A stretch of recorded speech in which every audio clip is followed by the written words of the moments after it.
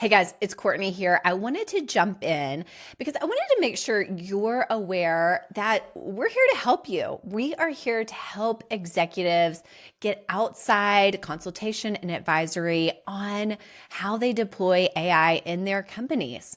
If you're looking for help developing your AI strategy or to go in depth on some of these topics that we've talked about, come talk to us. We'd love to see how we might be able to help your organization. Check us out at knownwell.com.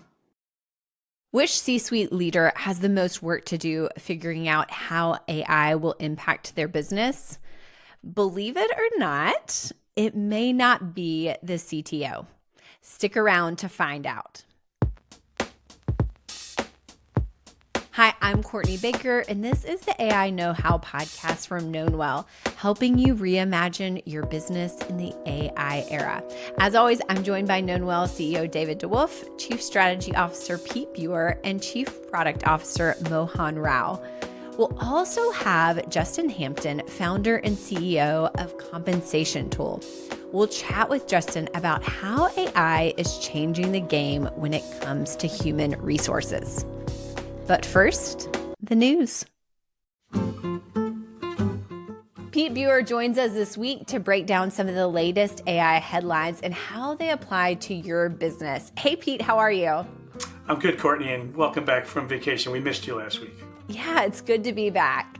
So our first headline this week comes from Paul Krugman of the New York Times. His op-ed is titled, "Will AI Transform the Economy? And if so, how?" In it, Krugman draws parallels between productivity gains we're forecasted to see from AI to the productivity gains that followed in the wake of the internet boom. Pete, what did you think of this one, and what should executives be thinking about based on the data Krugman shares? When I look at the data, I'm impressed by the fact that the productivity gains will be substantial. But of course, they come at some level at the expense of labor, right? And so when I try to translate the implications to executives, I think we have to appreciate the fact that at some level, roles will be augmented, making existing staff stronger by removing the rote and elevating them to higher order tasks, and other roles will be eliminated. And so the challenge for executives, I think, has to be understand the talent implications of the transformation work that you're about to do, understand the roles and individuals who are going to be affected, and get ahead of it now by thinking through proactive strategies for transitioning staff and for reskilling them for the new environment, to use the new tools, et cetera. That's so good. And I do want to just point out a couple of data points that were in this article that I think are worth noting here. Goldman Sachs study he cites in the report estimates that AI will increase the growth rate of productivity by 1.5 percent points a year over the next decade, for a total around 15%. That might sound aggressive, but as Krugman points out, there is historical precedence from this. From 1995 to 2005, productivity increased by 12%. And this increase was driven, obviously, by the internet boom. So yeah, I think this is just a really interesting point, and I think really helpful to have in mind as we engage in this transformation. Yeah, I think productivity begets productivity, and so we will be surprised by the upside as time progresses. And most importantly, I think we just have to take care of talent on the way so that productivity doesn't trample the labor market. Next up, let's talk about a Wall Street Journal article titled "The New Jobs for Humans in the AI Era." It starts off like this. When OpenAI unleashed its human-like ChatGPT software on the world last year, one thing was clear. These AI systems are coming for our jobs. But don't write off the humans just yet. More than a century ago, the advent of the automobile was bad news for stable hands, but good for mechanics. And AI is already creating new opportunities. It goes on to list jobs like prompt engineer, reskiller, in-house large language model developer, and AI psychotherapist. So Pete, what's the takeaway here for executives? I think it's a little bit beautiful that you organized these articles the way that you did, because this one and its implications follows naturally from what we were just talking about a moment ago. The article's fun, right? It introduces these new roles. I don't know how real they are, but they are believable. Some of them you'd expect, the large language model developer who's applying a commercially available product to your in-house needs. Of course, yeah, that makes total sense. I'm not so sure about the AI psychotherapist. The doctor is in. I'm not sure I want to visit that doctor. But the role I was pleased to see is the one that you referenced called the reskiller, right? Just as we were talking about moments ago, this is like a reconception of the role talent management and learning and development play to understand inside the organization who's going to be affected by change, what are the new skills that they need, and to get out ahead of reskilling them or skilling them afresh for new tools that they're going to use, for new roles they're going to play in the organization, and maybe even helping them rethink their careers. You know, what they started working toward 5 years ago is different than what the world's going to look like 5 years from now, and we need all of that in place to drive transformation effectively. That's awesome. And I think it also leads directly into our next conversation that we're going to have with our CEO, David DeWolf. That's it for today, Pete. Thanks for joining us as always. Thank you for having me.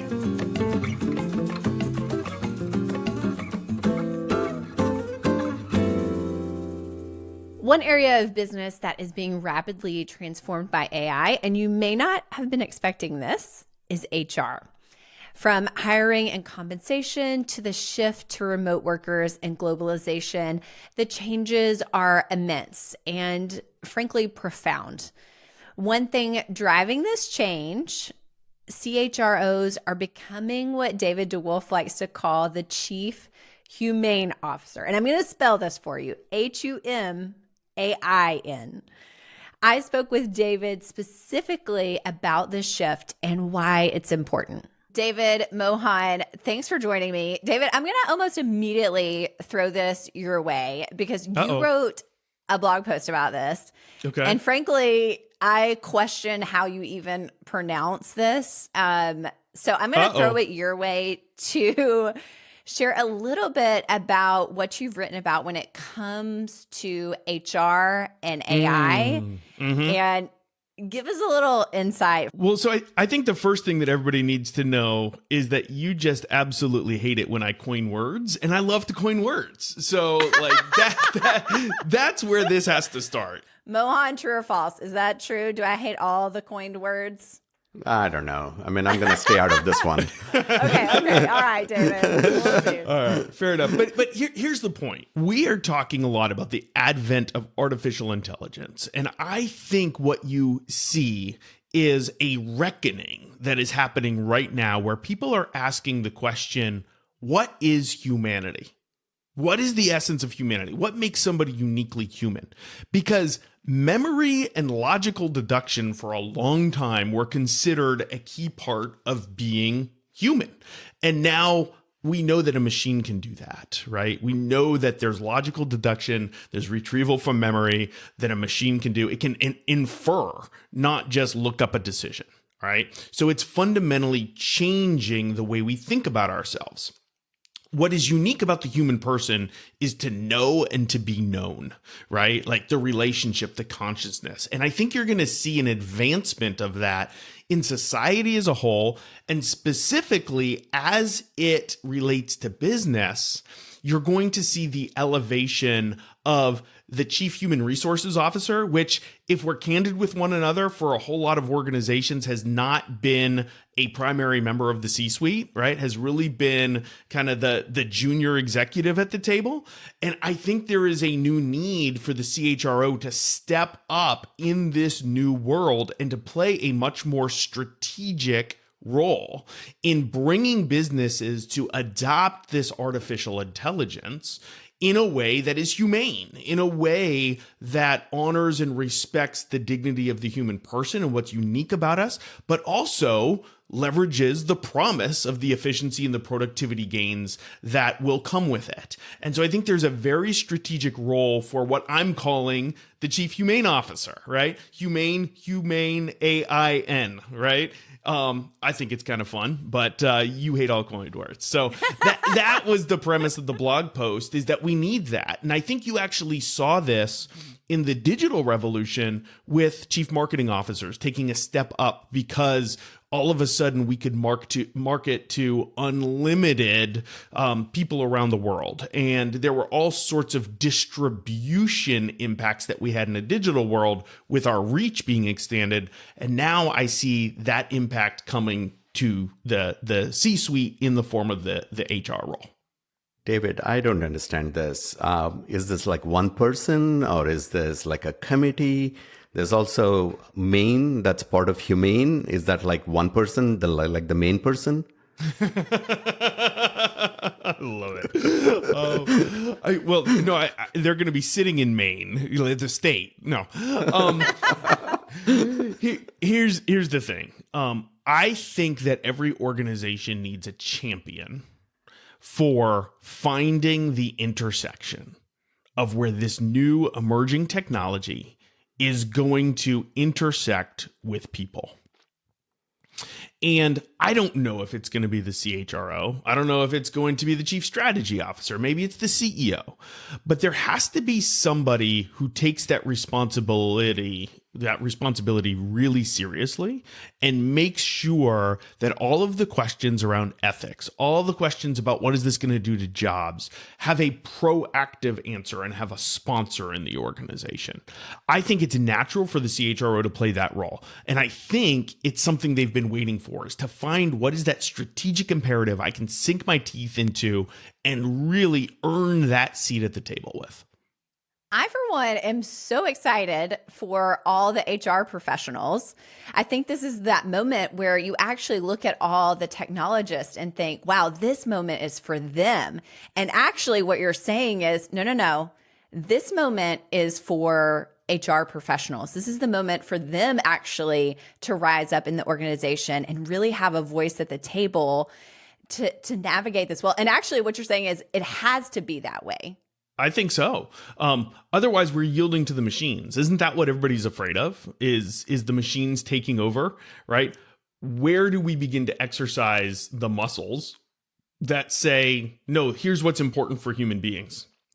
And I think one of the reasons you see organizations paralyzed with the adoption of AI is because of this question of responsibility and ethics and the impact to people.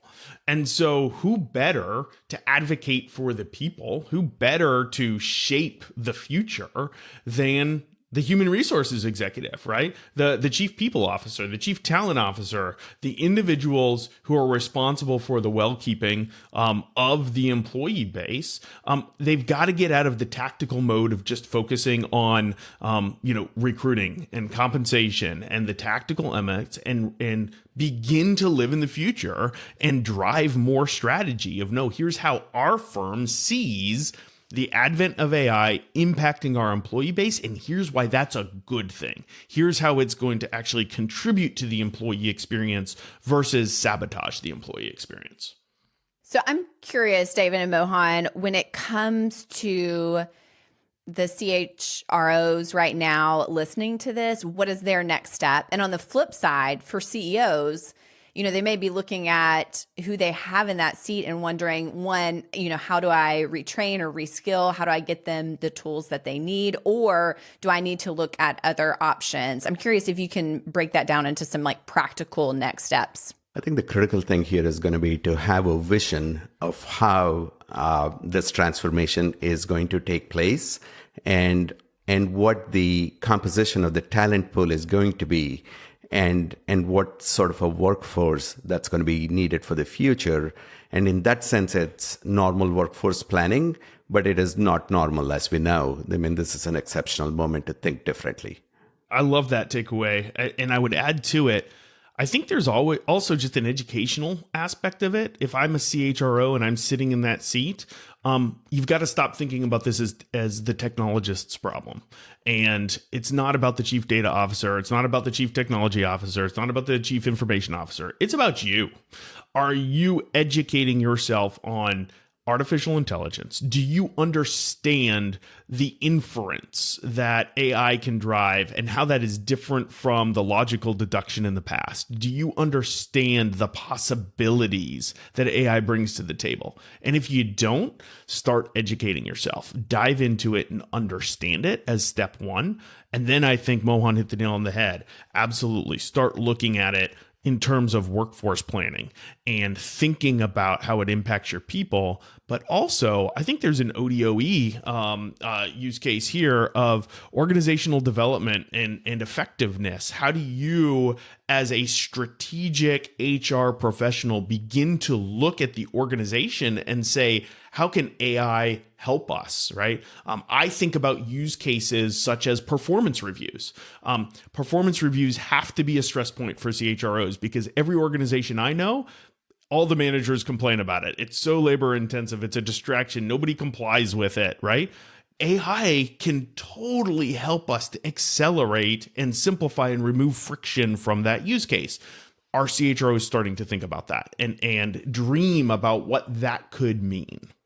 Transformation is not going to be any one person's job in a company. Obviously, the CTO has to play a role, the CDO has to play a role, the CHRO has to play a role, and in total, we need to have this chief HumAIn officer, if that's how this is pronounced. It is. The gavel Dropped. has been, what would you call that? The gavel has been dropped. Still doesn't seem right. The gavel has been dropped, slammed. The gavel has been slammed. Still, it's so aggressive.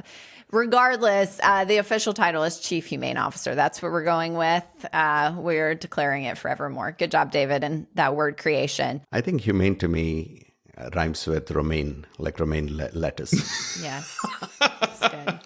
The chief salad officer. David, Mohan, thank you for this conversation. I think this is a new idea that is really powerful and really important as we move forward. Thanks for joining me. Yeah, thanks so much. Thanks, Courtney. Thanks, David.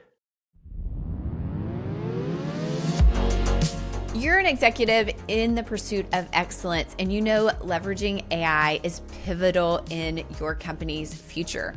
We've created an exclusive AI readiness assessment that's available right now at knownwell.com.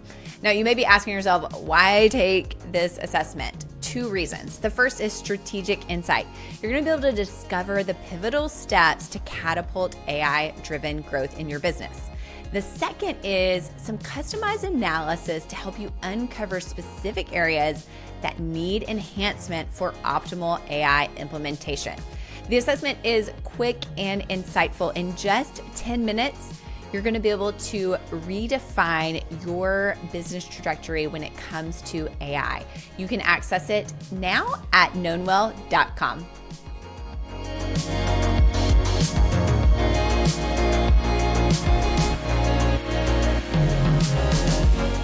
So the rise of the CHRO as the Chief HumAIn Officer, it can be a tough topic to digest without just rolling up our sleeves and talking about how it actually works in business. Fortunately, our guest, Justin Hampton, has a ton of experience in the realm of HR, including being the founder and CEO of Compensation Tool, a web-based compensation benchmarking platform. Justin, welcome to AI Knowhow. We are so honored to have you here. Thanks, Pete. Really been looking forward to this and looking forward to the conversation.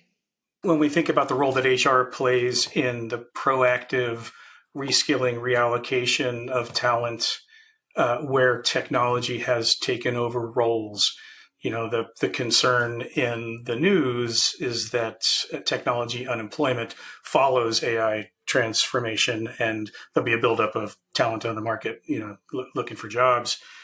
Based on all the interactions that you're having with companies out there, is this vision of proactive talent stewardship reality in the world? I wonder how many mathematicians lost their jobs when the calculator came out. Yeah. And, So and with, bookkeepers with Excel, right? Yeah. Yeah, exactly. I believe it was Professor Richard Baldwin in Switzerland. He first stated that AI is probably not going to replace your job, but people that use AI probably will. And so when we think about the upskilling, I do think that it's the individual's responsibility to kind of understand the tools that they have available to them and how can those be used to make their job more productive. And I think especially when we consider the HR function, there are many aspects of the HR function that are repetitive and that they're not necessarily synthesizing new information, but they are categorizing, consolidating, and summarizing existing information, such as policies, for example, or job descriptions, for example. And I think that as organizations look to say, how can AI help us with some of these things? I think that's where we can really start to focus on how do you upskill your employees? Well, you upskill them by training them on how to use, this century's calculator. So I personally, I think there will be some places where jobs are reduced, but I think that there will be an equal number of jobs that are created through this kind of technology and potentially a shift on kind of, I don't want to say mundane, but a shift from kind of repetitive tasks that are consolidating, organizing, and summarizing into more strategic focused or more soft skill focused skills. Ideally, jobs become more compelling because you get rid of the part of the work that's the task that's repeating that you don't enjoy, right? Oh yeah, nobody likes writing job descriptions. Well, so, okay, let's come down a level from HR broadly to compensation specifically. When you think about AI and the role it can play with managing the comp process, comp analytics, what are the most exciting applications that you're seeing? The things that we're really excited for, especially at compensation, is, our software focuses on benchmarking and salary survey management. And essentially, what does that mean? What does a compensation analyst do? Well, they read a job description that they have, and then they have to search through a list of 30, 40, 50,000 jobs and find a job description from those salary surveys that are similar to theirs. Now, the AI platforms, essentially what they're doing is comparing two different languages. And one of the things that we see will be happening in the near term is that function of the compensation person where they're spending a lot of their time finding matching job descriptions from the surveys compared to theirs. We do think that that functionality can be significantly streamlined and improved upon over the next year or so.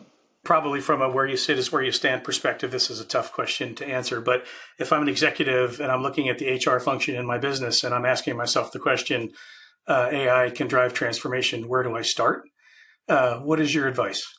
I think that the first thing I would start to do is conduct an audit of my organization and trying to understand, what are the things that we're doing really well and what's involved with those. And then conversely, what are the things that we could probably improve upon and who are the stakeholders involved in those? What's the what's the process that goes into it? Do we have a consistent process? Do we not have a process? And then once you have kind of taken a look at the landscape and understanding where things could potentially be improved, I think that's where you could start to engage with other parts of the business to understand, what is the HR function currently and what could it be tomorrow leveraging different technologies. One of the things I've always said about compensation and HR in general is it doesn't have to be so rigid, but it does need to be practical, it needs to be defensible, and it needs to be consistent. And I think leveraging those kinds of AI tools can certainly help around that consistency and around kind of that practicality component because it reduces so much time, makes things a lot easier to manage, and it will be done consistently. Justin, I want to say thank you so much for joining us today. It's been an honor, and we look forward to talking to you again in future episodes. Pete, no, it's been a pleasure. Really, really enjoyed the time, and thank you guys so much for having me. All right, we had to find a way to showcase something that we thought was pretty humorous about ChatGPT. Frankly, I'm just going to state it here. ChatGPT has a great sense of humor. I don't think it's up for debate. I'm about to show you why. So recently we were asking for some fake headlines from ChatGPT for a segment we did in episode 3, in the news or not so much. We couldn't use these because they were a little too obvious that they were fake. And also, I'm not sure I could deliver them without laughing. But I had to give you a few of these. So hear me out, okay? The first one, AI creates perfume that appeals exclusively to dolphins. Market boom expected. I need like an applause here, or laughter, a laugh track. I need a laugh track. AI develops flawless stand-up comedy routine. Humans only understand knock-knock jokes. That's a little jab there at us. First AI designed couture collection turns out to be glittery banana peels.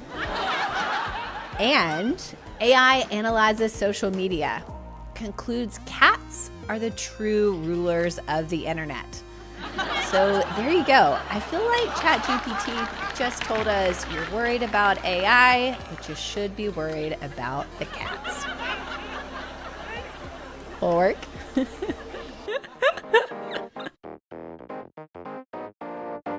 That's it for today's episode of the AI Knowhow podcast, brought to you by the team here at Knownwell. If you're looking to develop your AI strategy for your business, make sure to visit knownwell.com. Of course, do all the things you do with podcasts. It really helps us when you share the podcast, rate it, and subscribe. And by the way, did you know we are also on YouTube? You can actually watch the show. We would love to hear from you and hear what you're thinking about the show.